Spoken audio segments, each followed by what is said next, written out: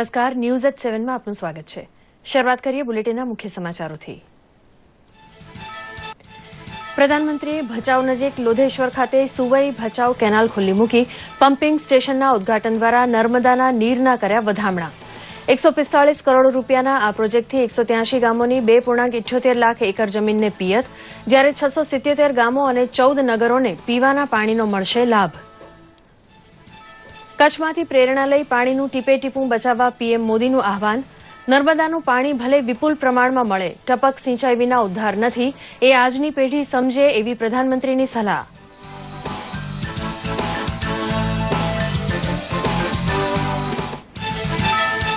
વર્ષ 2022માં ભારતની આઝાદીના 75 વર્ષ પૂર્ણ થતા સુધીમાં સકારાત્મક સહયોગ થકી દેશને નવી ઊંચાઈ પર લઈ જવાનું પ્રધાનમંત્રીનું આહવાન.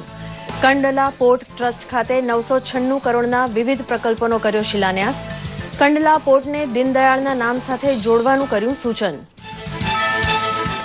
કચ્છને દેશનો સૌથી વિકસતો જિલ્લો ગણાવી 1000 કરોડ રૂપિયાના મૂડીરોકાણના પ્રોજેક્ટથી વધુ વિકાસની વ્યક્ત કરી આશા. ઈરાન ચૌબહાર બંદર સંધિથી કંડલાને સૌથી વધુ લાભ થવાનું જણાવતા પીએમ મોદી. પોતાની 2 દિવસની ગુજરાત મુલાકાતના આવતીકાલે બીજા દિવસે મહાત્મા મંદિર ખાતે આફ્રિકન ડેવલપમેન્ટ બેંકની 52મી વાર્ષિક સભાનું ઉદઘાટન કરશે પ્રધાનમંત્રી. આજે કેન્દ્રીય નાણામંત્રી અરુણ જેટલીની અધ્યક્ષતામાં ભારત આફ્રિકા વેપાર સંબંધોને વધારવા યોજાયો ટ્રેડ ઇન્વેસ્ટમેન્ટ પરિસંવાદ. આફ્રિકન ડેવલપમેન્ટ બેંકની વાર્ષિક બેઠકના ભાગરૂપે મુખ્યમંત્રી વિજયભાઈ રૂપાણીએ India Africa partners in growth પ્રદર્શનનું કર્યું ઉદઘાટન.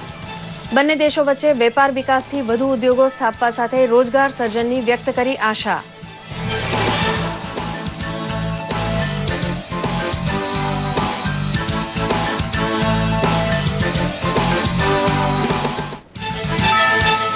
અમદાવાદ સહિત ઘણા વિસ્તારોમાં આજે પણ પવન સાથે વરસાદ પ્રી મોન્સૂન એક્ટિવિટીનો ભાગ. ઉનાળો હજી પણ ચાલુ. આગામી 2-3 દિવસમાં ગરમીનો પારો વધવાની હવામાન વિભાગની આગાહી. ચોમાસાની શરૂઆત એના નિર્ધારિત સમયે જ. જન્મથી ખોડ થાપણવાળા બાળકોને ઘેરથી શોધી નિઃશુલ્ક સારવાર ઉપલબ્ધ બને એ સુનિશ્ચિત કરી રહી છે સરકાર. અટલ સ્નેહ યોજના અને રાષ્ટ્રીય બાલ સ્વાસ્થ્ય કાર્યક્રમ સોમનાથ સહિત ગુજરાતના અનેક ગરીબોના જીવનમાં સંજીવની બનીને આવ્યા છે. સમાચાર વિગતવાર. પ્રધાનમંત્રી નરેન્દ્ર મોદીએ પોતાની 2 દિવસની ગુજરાત મુલાકાતના પ્રથમ દિવસે કંડલાથી ભચાઉ જઈ વૈદિક મંત્રોચ્ચાર વચ્ચે લોધેશ્વર ખાતે 145 કરોડના ખર્ચે તૈયાર કરાયેલ પમ્પિંગ સ્ટેશનનો આરંભ કરાવી નર્મદાના નીરને ટપ્પર ડેમમાં વહેવડાવી વધામણા કર્યા હતા.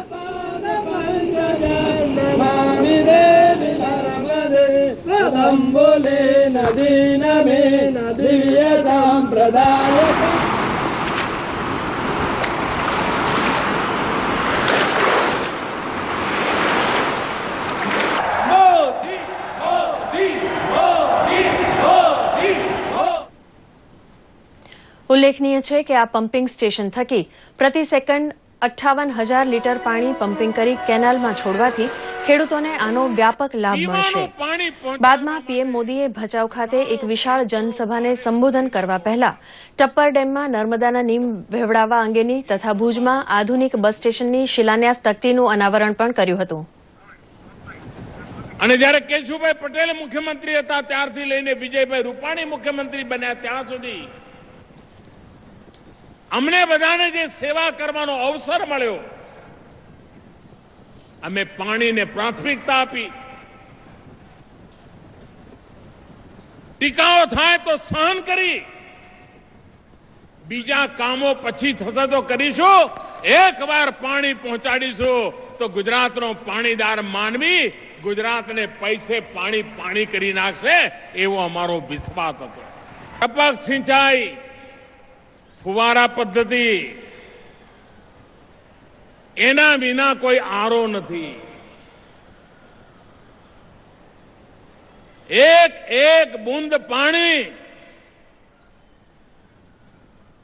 શરીરમાં જેમ લોહીનું મહાત્મય હોય છે ને, આપણે લોહી વહી જાય તો કેટલા ચિંતિત થઈ જઈએ, એમ પાણી વેડફાય એટલી જ વ્યથા આપણને થવી જોઈએ કે હાય પાણી વેડફાઈ રહ્યું છે. આ પાણી માટેની જાગૃતતા એ સમયની માંગ છે.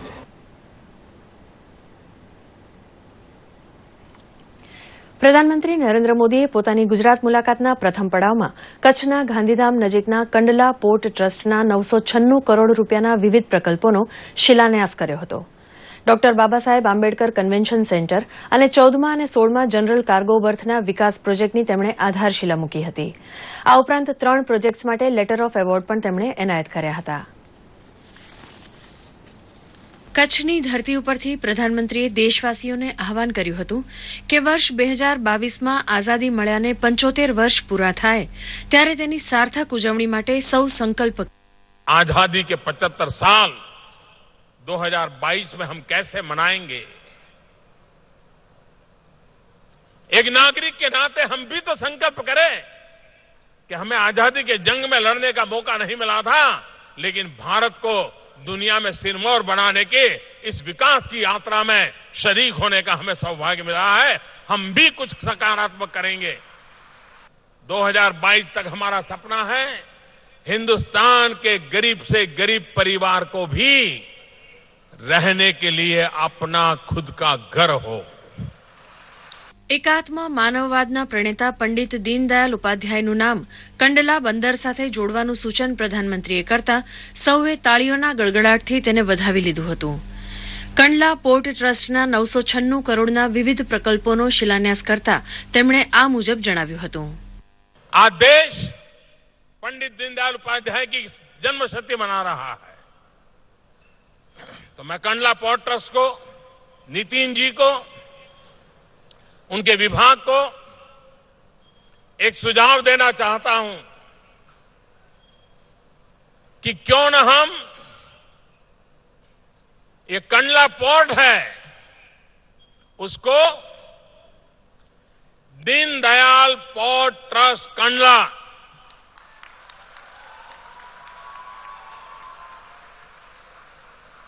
विधिवत रूप से उसकी प्रक्रिया करें, निर्णय करें और दीनदयाल पोर्ट ट्रस्ट कंडला के रूप में, क्योंकि गरीबों के लिए काम कर रहा है. दीनदयाल वो गरीबों के पहचान का शब्द है हमारे देश में. એશિયાના ટોચના બંદર પૈકી કંડલાનો ભાવિ વિકાસ નકશો રજૂ કરતા પ્રધાનમંત્રીએ જણાવ્યું હતું કે 1000 કરોડનું મૂડીરોકાણ અહીં આવશે ત્યારે ગુજરાતની આર્થિક શક્તિનો ભવ્ય ઉદય થશે. चाबहार पोर्ट और कंडला पोर्ट, इन दोनों का जुड़ना, इसका मतलब ये होता है कि विश्व व्यापार में अंगद की तरह कंडला अपना पैर जमाएगा. इतना बड़ा परिवर्तन आने वाला है. કચ્છી પ્રજાનું ખમીર પરિવર્તન માટે સદાય તૈયાર હોવાનું કહેતા પ્રધાનમંત્રીએ ઉમેર્યું હતું કે કુદરતી આફત પછી કચ્છ હંમેશા બમણા વેગથી બેઠું થઈ ગયું છે. हिंदुस्तान में कोई एक डिस्ट्रिक्ट तेज गति से आगे बढ़ रहा है तो उस डिस्ट्रिक्ट का नाम कच्छ है. 1988 में भयंकर साइक्लोन ने हमको तबाह कर दिया था. 2001 भूकंप ने हमें जमींदोज कर दिया था. लेकिन इस मिस्ट्री की ताकत देखिए, यहां के लोगों की खुमारी देखिए, आज कच्छ फिर से चल पड़ा. તેમણે ઉમેર્યું હતું કે દેશના આંતરિક પરિવહનમાં દરિયાઈ હેરફેરનું પ્રમાણ ખાસું વધવું જોઈએ કારણ કે રેલવે તથા સડક પરિવહનની તુલનાએ તેમાં ખર્ચ ઘણો ઓછો આવે છે. तटीय जल परिवहन 7,500 किलोमीटर समुद्री तट हो तो फिर हमें रोड और रेल से हमारा सामान क्यों ले जाना चाहिए? क्यों न समुद्री तट से ही एक जहाज से हिंदुस्तान में ही कलकत्ता सामान भेजना होगा तो यहीं से समंदर के मार्ग से कलकत्ता क्यों न जाए? पूरे हिंदुस्तान को चीर करके जाने की जरूरत क्या है? ये पूरा बदलाव व्यवस्था में परिवर्तन लाने की दिशा में हम आगे बढ़ रहे हैं, जिसका लाभ आने वाले दिनों में मिलने वाला है. કેન્દ્રીય મંત્રી નીતિન ગડકરીએ આ પ્રસંગે જણાવ્યું હતું કે સાગરમાલા પ્રોજેક્ટ હેઠળ બંદરના વિકાસ પાછળ થનારા મૂડીરોકાણમાંથી ગુજરાતમાં 1 લાખ કરોડ ખર્ચાશે. ઉપરાંત કંડલાને સ્માર્ટ શહેર તરીકે વિકસાવવા 1500 કરોડની યોજના સહિતની તેમણે જાહેરાત કરી હતી. मैं और गुजरात के मुख्यमंत्री जी और गुजरात की जनता को विश्वास देना चाहता हूं कि सागरमाला में 40 प्रोजेक्ट्स ऐसे हैं जो गुजरात राज्य में हो रहे हैं और उसकी कीमत 1 लाख करोड़ रुपए है, जो काम हम गुजरात के विकास के लिए करने जा रहे हैं। पोर्ट लेड डेवलपमेंट का प्लान हमने तैयार किया है। प्रधानमंत्री जी ने आग्रह किया था कि केवल पोर्ट के साथ साथ स्मार्ट सिटी भी होनी चाहिए, और स्मार्ट सिटी कांडला में बनाने के लिए 1500 एकड़ जगह हमने निश्चित की है। इसमें 1500 करोड़ रुपए की प्राइवेट और इंडस्ट्रियल इन्वेस्टमेंट होगी। 10,000 करोड़ का इसमें एम्प्लॉयमेंट पोटेंशियल इसमें निर्माण होगा और करीब 50,000 लोगों को इसमें रोजगार मिलेगा। वेरावल और मंगरोल 2 जगह हम फिशिंग हार्बर भी बना रहे हैं, पर अब हमने स्कीम तैयार की है और 11 नॉटिकल माइल के आगे समुद्र के मध्य में 30-40 नॉटिकल माइल तक ट्रॉलर लेकर हमारे फिशरमैन जाएंगे, और वो फिशरमैन को ट्रॉलर देने की योजना कृषि विभाग और हमारे विभाग ने सागरमाला में बनाई है। प्रधानमंत्री जी ने द्वारका बेट द्वारका और द्वारका के बीच में एक बहुत अच्छा ब्रिज बनाने की बात कही थी। हमने बहुत सुंदर डिजाइन बनाया है, व्यूअर डॉलर उसकी गैलरी भी बनाई है, और अगले गुजरात के ट्रिप में हम प्रधानमंत्री जी अनुरोध करेंगे कि इस ब्रिज का भी कार्य का शुभारंभ उनके हाथ से हो। मेरा विश्वास है कि अब क्रूज टूरिज्म को भी हमने बढ़ावा दिया है। મુખ્યમંત્રી વિજયભાઈ રૂપાણીએ આ પ્રસંગે જણાવ્યું હતું કે કુલ 33માંથી 15 જિલ્લાને દરિયાકાંઠો હોવાથી બંદર વિકાસ ગુજરાત માટે અનિવાર્ય છે। તેમણે પોર્ટ પોલિસી જાહેર કરવાની ખાતરી સાથે દહેજ ઘોઘા રોરો ફેરી સર્વિસ ટૂંક સમયમાં શરૂ થશે તેવી વાત પણ કરી હતી। ભુજ એરપોર્ટથી નીકળેલા પ્રધાનમંત્રીના કાફલાનું કંડલા પોર્ટ પહોંચતા અગાઉ ઠેર ઠેર સ્વાગત કરાયું હતું। સડકના બંને કિનારે અભિવાદન માટે એકઠી થયેલી ભીડ નિહાળીને પ્રધાનમંત્રી મોદીએ ગાડી થોભાવી લોકો સાથે હાથ મિલાવ્યા હતા। દૂરદર્શન સમાચાર માટે કચ્છથી કૌશિક કાંઠેચા અને રામજી મેરિયાનો રિપોર્ટ। નાણામંત્રી અરુણ જેટલીની હાજરીમાં ગાંધીનગરના મહાત્મા મંદિર ખાતે આફ્રિકન ડેવલપમેન્ટ બેંકની 52મી વાર્ષિક સભા નિમિત્તે ટ્રેડ ઇન્વેસ્ટમેન્ટ વિષયક પરિસંવાદ યોજાયો હતો। આ અંગે નાણામંત્રીએ જણાવ્યું હતું કે એએફડીબીના મુખ્ય 5 આધારસ્તંભ અને ભારત સરકારની વેપાર નીતિ વચ્ચે ઘણી સામ્યતા રહેલી છે।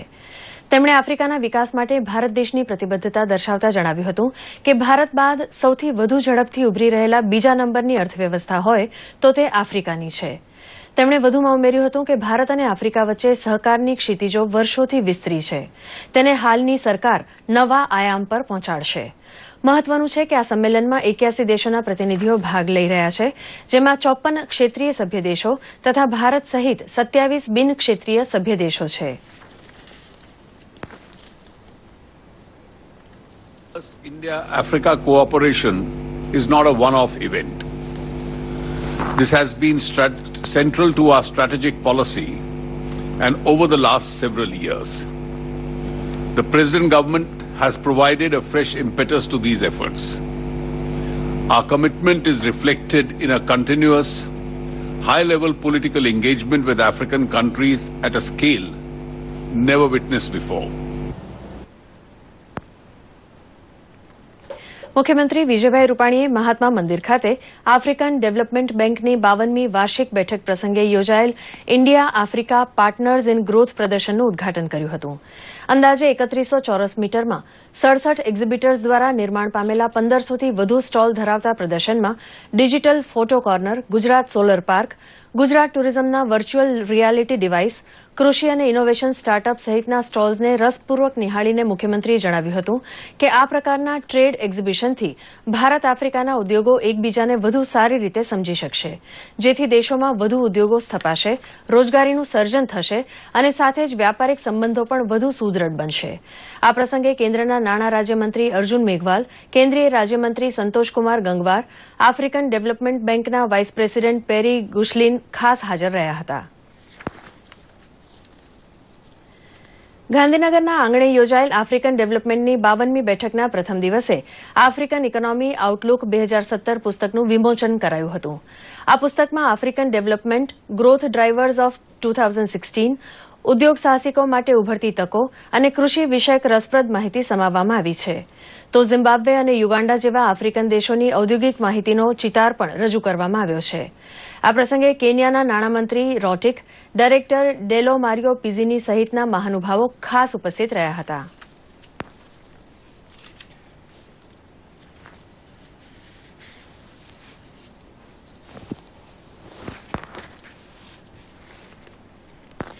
આરોગ્ય એ જીવન માટે અત્યંત જરૂરી છે.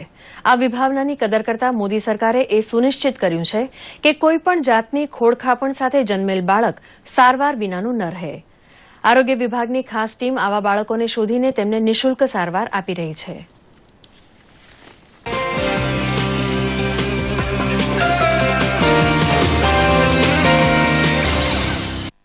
સુફિયાન હુસેન સોમનાથ જિલ્લાના વેરાવળનો ગરીબ મુસ્લિમ બાળક છે. એની માતાને જ્યારે ખબર પડી કે સુફિયાનના મગજમાં પાણી ભરાય છે તો એ હચમચી ગઈ. સરકારની આરોગ્ય ટીમ આ દરિયાઈ જિલ્લામાં ઘેર ઘેર જઈ તપાસ કરી રહી હતી ત્યારે આ રોગની ખબર પડી. મારા બાબાને તકલીફ હતી और મગજમાં પાણી હતું એટલે મેં દવાખાને લઈ ગયા, પ્રાઇવેટમાં લઈ ગયા.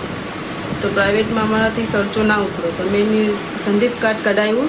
ઘરે અમારે આવીને આપી ગયા એ લોકો. એના લીધે અમે એને અમદાવાદ લઈ ગયા. અમદાવાદ એને ઓપરેશન કરાવ્યું. સારી રીતે થયું અને મારું બાળક સારું છે. મોદી સરકારની અટલ સ્નેહ યોજનાએ બીજા પણ ઘણા ગરીબોનું જીવન બદલી નાખ્યું.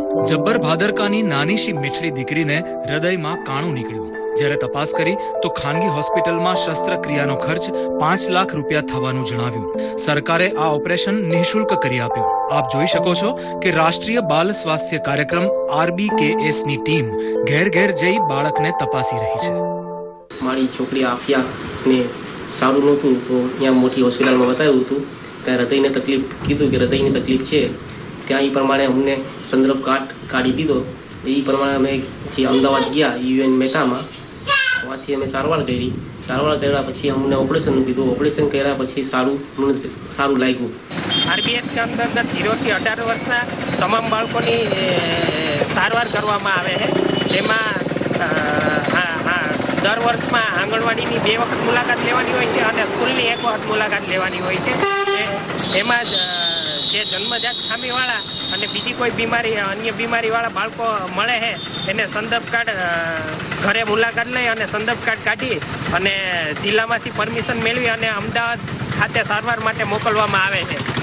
સોમનાથના જ એક ગરીબ પંડિત હર્ષલ ઋષિના 1.5 વર્ષના દીકરાને બ્લેડરના કેન્સરનું નિદાન થયું તો સ્વાતિબેન ગોસ્વામીની દીકરીને પણ હોઠની નિઃશુલ્ક શસ્ત્રક્રિયાનો લાભ મળ્યો. મારો 1.5 વર્ષનો બાબો હતો. એમને અમે રાજકોટ, અમદાવાદ, જુનાગઢ બધીમાં તપાસ કરી છે. તે સમયે અમને ડૉક્ટરે કહેવામાં આવ્યું કે તમારા બાબાને બ્લડરનું કેન્સર છે. RBSK દ્વારા અમને ખબર પડી કે કેન્સર રોગના બાળકો માટે આવી સુવિધા છે અને મારા બાબાને અમે ત્યાં ટ્રીટમેન્ટ કરાવી. લગભગ અમે 1.5 વર્ષ ત્યાં ટ્રીટમેન્ટ કરાવી. આજે મારા બાબાને બ્લડરનું કેન્સર હતું તે સાવ નાબૂદ થઈ ગયું છે અને અમને ઓછામાં ઓછો ખર્ચ થયો છે. જે તે સમયે જે ટાટા મેમોરે અમને 25 લાખ રૂપિયા જેવું કીધું હતું પણ આ સુવિધા આ બધી અમને ફ્રીમાં થયું છે. પ્રાઇવેટમાં ડિલિવરી થઈ હતી ત્યારે મારા બાળકનો જન્મ થયો અને મારા બાળકને હોઠ તૂટેલો અને તાળવામાં પણ સેજ ખાંચો એવી બંને રીતે પ્રોબ્લેમ હતી. સરકારશ્રીની જે યોજના છે અટલ સ્નેહ તે યોજના અંતર્ગત આ બધું નીકળેલું છે. તો પછી અમે તે યોજના હેઠળ જ આ મારું બાળક છે એનું ઓપરેશન અમે સરકારીમાં અમે કરાવેલું અને તેનું ઓપરેશન ખૂબ જ સરસ રીતે ડોક્ટરે કરેલું છે.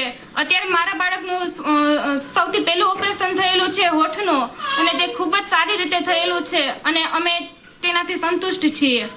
ગુજરાતના આ એક જ જિલ્લામાં 70 ઉપરાંત જરૂરિયાતમંદ બાળકો આ યોજના હેઠળ લાભાન્વિત થયા છે. જુદી જુદી જન્મજાત ખામી જેવી કે neural tube defect, Down syndrome, cleft lip palate, development dysplasia of hip, જન્મજાત મોતિયો, જન્મજાત બધિરતા, જન્મજાત હૃદયરોગ, આંખની તકલીફ આવા બધા બાળકો જોવા મળે છે. એ ખામીઓને શોધીને અમારું કામ તરત જ બાળકને આગળની સારવારમાં મોકલવા માટેનું હોય છે. જન્મજાત બાળકને સામાન્ય રીતે 6 મહિનાની ઉંમર થાય પછી એની આગળની સારવાર જુદા જુદા પ્રકારની ચાલુ થાય છે અને બાળકને આ જન્મજાત ખામીમાંથી વહેલી તકે દૂર કરી શકાય એના માટે કેન્દ્ર સરકારની ખૂબ જ આ સારી યોજના છે અને જેનો લાભ ખૂબ લોકો લઈ રહ્યા છે.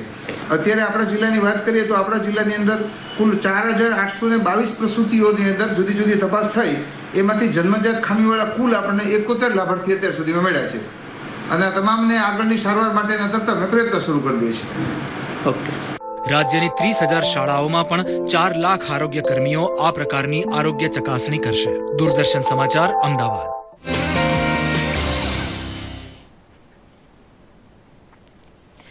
અમદાવાદ સહિત ગુજરાતના છૂટાછવાયા વિસ્તારોમાં આજે બીજા દિવસે પણ પવનના સુસવાટા સાથે વરસાદના ઝાપટા પડ્યા હતા. તો અમદાવાદમાં કેટલાક સ્થળોએ કરા પણ પડ્યા હતા. આ સાથે જ વાતાવરણમાં બદલાવ આવ્યો છે અને ઠંડક પ્રસરી છે, જેના અનુસંધાને આજે હવામાન વિભાગે જણાવ્યું હતું કે આ માત્ર પ્રી મોન્સૂન એક્ટિવિટીનો ભાગ હતો અને હજી ઉનાળો જ ચાલુ છે. આવનારા 2-3 દિવસોમાં ગરમીનો પારો વધશે અને ચોમાસું તેના નિર્ધારિત સમયે શરૂ થશે તેવી આગાહી હવામાન વિભાગ દ્વારા કરવામાં આવી છે. का जो था ये pre monsoon thunderstorm activity we can say, इसमें ये सब इसलिए होता है कि कंटिन्यूअसली हमारा जो लास्ट 3-4 डेज में wind south westerly to westerly direction से था, तो एलेवेंसी से काफी मॉइस्चर लेके आ रहा था एंड टेम्परेचर भी रिलेटिवली मतलब 40 डिग्री सेल्सियस के ऊपर था. अगले 3-4 दिन में हम एक्सपेक्ट करते हैं कि धीरे धीरे जो मैक्सिमम टेम्परेचर है वो बढ़ने लगेगा पूरा गुजरात में. जैसे अहमदाबाद में अभी काल था 40.4, आज हम एक्सपेक्ट करते हैं कि अराउंड 41, बट अगले उसके बाद जो आगे जो 3-4 दिन है उसमें टेम्परेचर 42-43 डिग्री सेल्सियस तक पहुंचेगा. દાહોદ તાલુકાના ખરોડ ખાતે યોજાયેલ કૃષિ મહોત્સવ 2017 અને પશુ આરોગ્ય કેમ્પને કેન્દ્રીય મંત્રી જશવંતસિંહ ભાભોરે ખુલ્લા મૂક્યા હતા. આ અંગે કેન્દ્રીય મંત્રીએ જણાવ્યું હતું કે દાહોદ જિલ્લાના ખેડૂતો 12 કૃષિ મેળા થકી માર્ગદર્શન મેળવીને બાગાયતી ખેતી દ્વારા ફૂલ, શાકભાજી, કેરી અને આદુ જેવા પાકોની ખેતી કરતા થયા છે, જેનું મુંબઈ અને દિલ્હીના બજારોમાં વ્યાપક વેચાણ થઈ રહ્યું છે.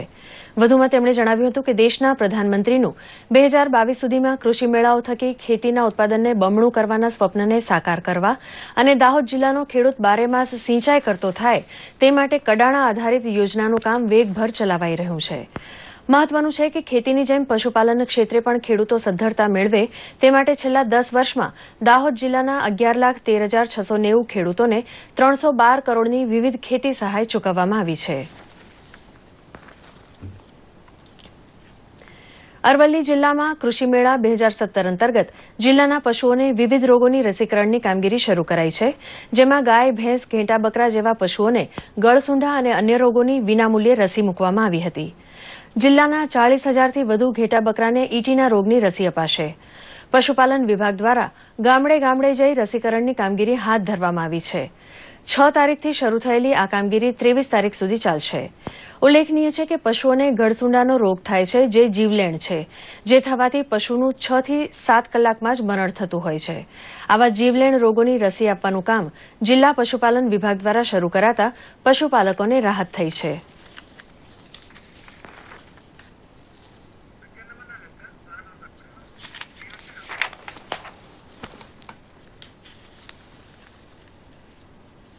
પશુઓને જે ગળસુંડાનો રોગ થાય છે, જે ખૂબ જ જીવલેણ રોગ છે, જેની અંદર જાનવર 5 થી 6 કલાકની અંદર મૃત્યુ પામે છે, તો એ દુધાળા પશુઓને આપણે બચાવવા માટેના એક અભિયાન રૂપે અત્યારે આપણે ગળસુંડા રોગ વિરોધી રસીકરણનો કાર્યક્રમ ચાલી રહ્યો છે.